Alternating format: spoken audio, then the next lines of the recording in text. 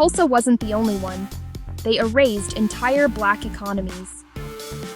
Now, when we talk about Black Wall Street, most of us, our minds go straight to Tulsa, Oklahoma. We think of the Greenwood District, a beacon of black prosperity that was tragically burned to the ground in 1921. It's a story of incredible achievement and devastating loss.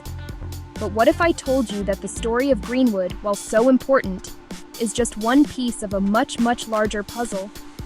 What if I told you that across this country, there were dozens of vibrant, self-sufficient black communities, thriving economic centers that have been systematically overlooked and erased from our history books?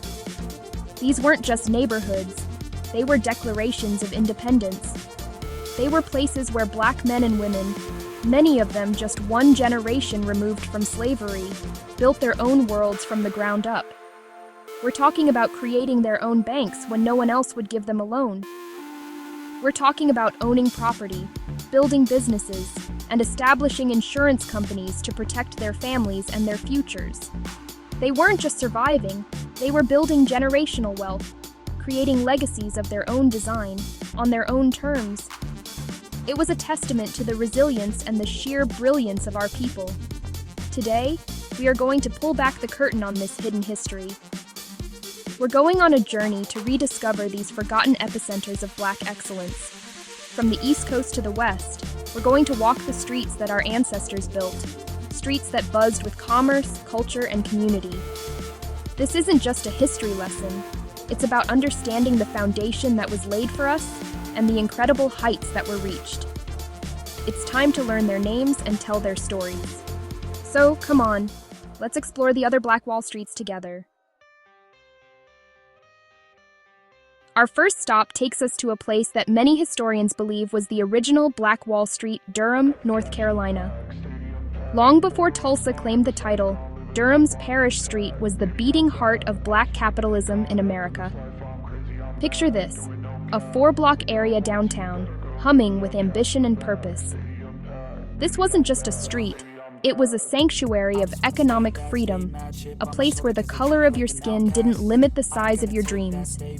It was here that black entrepreneurs proved, without a shadow of a doubt, that they could build and sustain their own economic universe. The story of Durham's success is deeply tied to two visionary men, John Merrick and Dr. Aaron McDuffie Moore. Along with their partner, C.C. Spalding, they founded what would become a cornerstone of this community, the North Carolina Mutual Life Insurance Company. Now you have to understand, at that time, getting insurance if you were black was nearly impossible, so they created their own. This wasn't just about business, it was about providing dignity and security for their people, ensuring that families could have a safety net in times of loss. North Carolina Mutual grew to become the largest black-owned business in the entire country. From that powerful foundation, an entire ecosystem bloomed. You had the Mechanics and Farmers Bank, another pillar of the community, providing the capital for black families to buy homes and for entrepreneurs to start their own businesses. Think about the power in that, a bank run by us, for us. Parish Street was lined with barbershops, drugstores, law offices, and tailors, all black-owned. It created a circular economy where every dollar spent would enrich and empower another member of the community, fostering a strong and prosperous black middle class that was the envy of the nation. Booker T. Washington himself visited Durham in 1910 and was so impressed that he wrote about this city of Negro enterprises.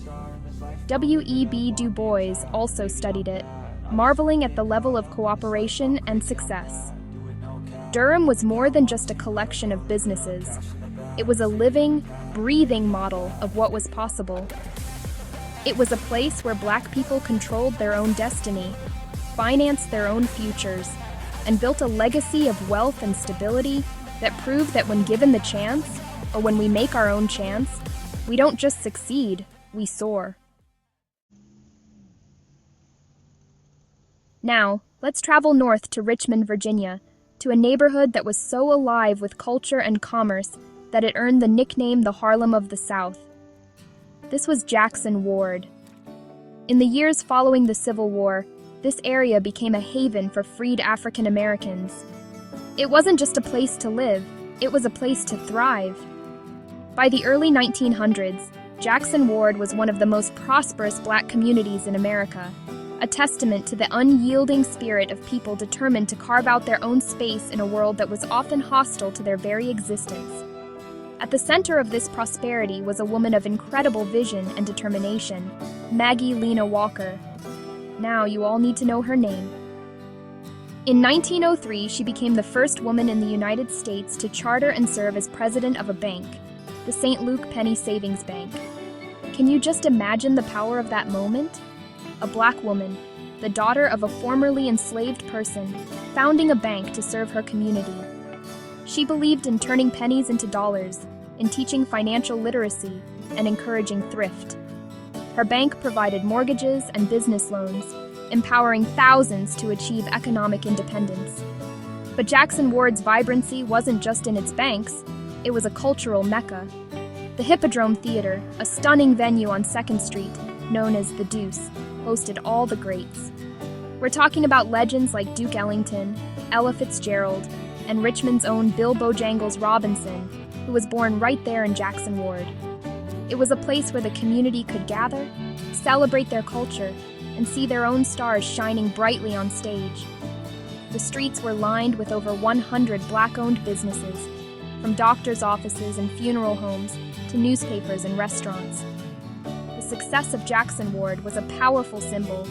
It wasn't just about the money, it was about the culture, the community, the pride. It was a self-contained world where Black people were the business owners, the bankers, the entertainers, and the leaders. They built a society that nurtured talent, supported ambition, and celebrated Black life in all its richness. Jackson Ward shows us that economic power and cultural expression are deeply intertwined, each one feeding and strengthening the other, creating a legacy that echoes to this day. They used to say that Sweet Auburn Avenue in Atlanta, Georgia, was the richest Negro street in the world. And when you look at its history, you understand why. This wasn't just a street. It was an empire. Stretching for just a mile and a half, Sweet Auburn was the financial, cultural, and spiritual center of Black Atlanta for decades. It was a place where fortunes were made, where institutions were built, and where the fight for civil rights found some of its most powerful voices. This street was, and is, sacred ground.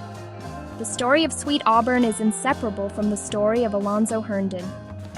Born into slavery, Herndon built an empire from a single barber shop. He was a master entrepreneur who eventually owned a whole chain of upscale barbershops, real estate, and then, in 1905, he bought a small insurance association and transformed it into the Atlanta Life Insurance Company. This company became one of the most successful Black-owned businesses in the nation, providing not just insurance but also jobs and investment capital that fueled the growth of the entire district. His life story is the embodiment of the possible. Walking down Sweet Auburn in its heyday would have been an experience for all the senses. You would see the headquarters of Atlanta Life, a monument to Black financial power. You'd pass by the offices of the Atlanta Daily World, the first successful Black daily newspaper in the country, keeping the community informed and connected. You would hear the sounds of commerce from dozens of businesses and the sounds of worship and organizing from historic churches like Ebenezer Baptist Church, the spiritual home of Dr. Martin Luther King Jr., who was born just a few blocks away. Sweet Auburn was more than just an economic hub. It was the cradle of the civil rights movement.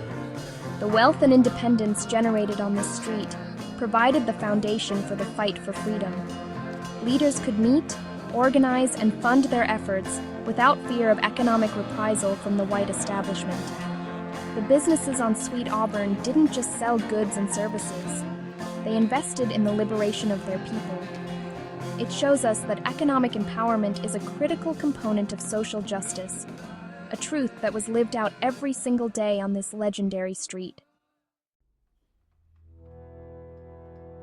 Now, I want you to imagine something truly radical for the early 20th century, an entire town, governed by Black people, protected by Black lawmen, and built entirely on the principle of Black self-determination. This wasn't a dream. It was a reality in Boley, Oklahoma. Founded in 1903 in what was then Indian Territory, Boley became one of the largest and most prosperous of the all-Black towns that dotted the American West.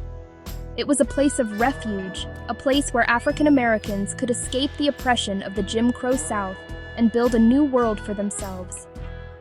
Boley was advertised as a beacon of freedom. Flyers would read, "Come to a town where your vote is not sold, but counted." This promise of true citizenship drew thousands, and they didn't just come to live, they came to build. At its peak, Boley had a population of over 4,000 people. It had its own post office, its own school system including a high school and multiple churches. The town was a hub of agricultural wealth, surrounded by Black-owned farms growing cotton and other crops, creating a strong, independent economic base that supported the town's growth. What made Boley so remarkable was its complete infrastructure. The town boasted 2 banks, including the Farmers and Merchants Bank, which was once declared the strongest bank in the entire state of Oklahoma by the State Bank Commissioner. Think about that. Not the strongest Black bank, the strongest bank, period. They had their own telephone company, their own electric company, a water system, and numerous businesses, ginneries, sawmills, drugstores, and hotels. It was a fully functioning modern town, built by the hands and minds of people who were told they were inferior. Boley represented the ultimate expression of Black self-sufficiency. It was a living counter-narrative to the racist ideologies of the time. It proved that Black people were more than capable of governing themselves, creating economic prosperity, and building stable, thriving communities when free from the constant threat of white supremacist violence and economic exploitation. The story of Boley isn't just about a town, it's about the deep-seated desire for freedom, autonomy, and a place to simply be. Deep in the Mississippi Delta, a place often associated with poverty and the brutal sharecropping system, a miracle took root. That miracle was named Mound Bayou. Founded in 1887 by 2 formerly enslaved cousins, Isaiah T. Montgomery and Benjamin T. Green, Mound Bayou was more than just a town. It was a bold experiment in Black nation building. On land that was once a dense, swampy wilderness, they and other freed people cleared the cypress trees and drained the swamps to create a promised land, a utopia of Black self-rule and economic independence. Isaiah Montgomery was a visionary. He had been enslaved by the family of Confederate President Jefferson Davis, yet he emerged with an unshakable belief in the power of his people to control their own destiny. He envisioned a community where every aspect of life, from the economy to the government, would be in Black hands. And for many years, that vision was a stunning reality. The town was incorporated in 1898, with its own mayor, its own town council, and its own set of laws, all administered by its Black citizens. The economic engine of Mound Bayou was agriculture, but it quickly diversified. The town established the Bank of Mound Bayou, providing the capital for farmers to buy their own land instead of being trapped in the cycle of sharecropping. They built cotton gins, a sawmill, and a cottonseed oil mill, allowing them to process their own products and keep the profits within the community. The town also had a train depot, multiple schools, and eventually the Taborian Hospital, which provided quality health care to Black people from all over the Delta who were denied it elsewhere. Mound Bayou became a symbol of hope and a source of immense pride. It was a place visited by leaders like Booker T. Washington and Theodore Roosevelt, who hailed it as a model of Black progress. It was a direct challenge to the entire system of white supremacy, proving that even in the heart of Mississippi, Black people could create a prosperous and orderly society. The legacy of Mound Bayou is a powerful reminder that our ancestors were not just victims of circumstance, they were architects of their own freedom, capable of building oases of prosperity even in the most hostile of deserts. During the Great Migration, Millions of African Americans left the rural South in search of opportunity and freedom in the North. One of their primary destinations was Chicago, and within Chicago, they created a world of their own. Bronzeville. Known as the Black Metropolis, this neighborhood on the city's south side became a bustling, dynamic center for Black life. It was a place of stark contrasts, of newfound freedoms mixed with the harsh realities of segregation. But out of that tension, an incredible culture of entrepreneurship and artistry was born. The economic lifeblood of Bronzeville pulsed through State Street. This was their Main Street, their Wall Street, their everything. The street was home to an incredible concentration of Black-owned businesses. You had the Overton Hygienic Manufacturing Company, founded by Anthony Overton, which sold a full line of cosmetics and personal care products for African Americans. Overton also established the Douglas National Bank, the first nationally chartered bank founded by an African American in the United States. He was a titan of industry, building an empire within the confines of this community. And then there was Jesse Binga. Binga started with a small real estate office and, through shrewd investment and incredible business acumen, created the Binga Bank. He became one of the most powerful and wealthy Black men in the city, providing the loans that allowed thousands of Black families to buy their first homes in Chicago. Alongside these banks were thriving insurance companies, like the Supreme Liberty Life Insurance Company, which provided essential services and high-quality jobs, creating a stable Black middle and upper class within Bronzeville. But Bronzeville was also the cultural capital of Black America. It was the home of gospel music, pioneered by Thomas A. Dorsey. It was a literary hub for writers like Gwendolyn Brooks and Richard Wright. Its legendary clubs, like the Regal Theater and the Sunset Cafe, hosted jazz and blues royalty, Louis Armstrong, Nat King Cole, you name them. This fusion of economic power and cultural brilliance made Bronzeville a truly magnetic place. It was a city within a city, a testament to the fact that even when confined by segregation, the Black community could create a world of unparalleled richness and vitality. All the way across the country, as the Great Migration pushed westward, a new center of Black life was emerging under the California Sun Central Avenue in Los Angeles. From the 1920s through the 1950s, this street was the epicenter of the Black community in LA. It was a place where migrants from Texas, Louisiana, and all over the South came to build new lives, and build they did. Central Avenue became a vibrant corridor of business, culture, and community organizing on the West Coast. The economic heart of the community was anchored by institutions like the Golden State Mutual Life Insurance Company. Founded in 1925 by William Nickerson Jr., Norman O. Houston, and George A. Beavers Jr., this company grew to be one of the largest Black-owned businesses west of the Mississippi. It wasn't just an insurance company, it was a source of community pride and a major employer. Its stunning headquarters, designed by the legendary Black architect Paul Williams, stood as a symbol of Black success and permanence in the city of Los Angeles. Central Avenue was also a hub of entrepreneurship. You had the famous Dunbar Hotel, another Paul Williams-designed masterpiece, which was the finest hotel for Black people in the country. It hosted the first national convention of the NAACP to be held in the West. The hotel was the social center of Black LA, a place where everyone from W.E.B. Du Bois to Duke Ellington would stay. The street was also lined with doctors' offices, legal firms, restaurants like the famous Downbeat Club, and record stores, all owned and operated by Black Angelenos. And oh, the music.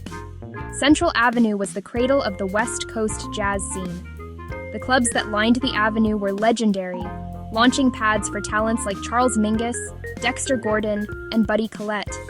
It was a place where the air was thick with creativity and the promise of a different kind of life. Central Avenue demonstrates how our communities, no matter where they sprang up, became these incredible incubators of both economic power and cultural innovation. They were places where we not only made a living, but also defined what it meant to truly be alive. As we've walked through Durham, Richmond, Atlanta, and all across this nation, one thing has become so powerfully clear to me. These stories of Black Wall Streets are not just relics of a bygone era. They are a living testament to our inherent genius, our resilience, and our unwavering capacity to build worlds of our own. They are proof of what happens when we pool our resources, support our own businesses, and invest in our own communities. The men and women who built these economic empires left us more than just memories. They left us a model for success. We see the echoes of their work today in every Black entrepreneur who starts a business, in every artist who tells our stories, in every family that strives to build generational wealth. The spirit of Parish Street and Sweet Auburn lives on. But knowing this history is not enough. We have to ask ourselves, what are we doing to carry that legacy forward? How are we supporting the Black-owned banks, businesses, and institutions in our own communities today? The work is not finished. The responsibility is now ours. This journey through our history is a powerful reminder of who we are and what we come from. We come from builders, from visionaries, from kings and queens of commerce who created prosperity out of sheer will and brilliance. Let's honor them not just by telling their stories, but by living out their lessons. Let's rebuild and reinvest with that same spirit of unity and purpose. Black history isn't just the past, it's the blueprint. Follow for more.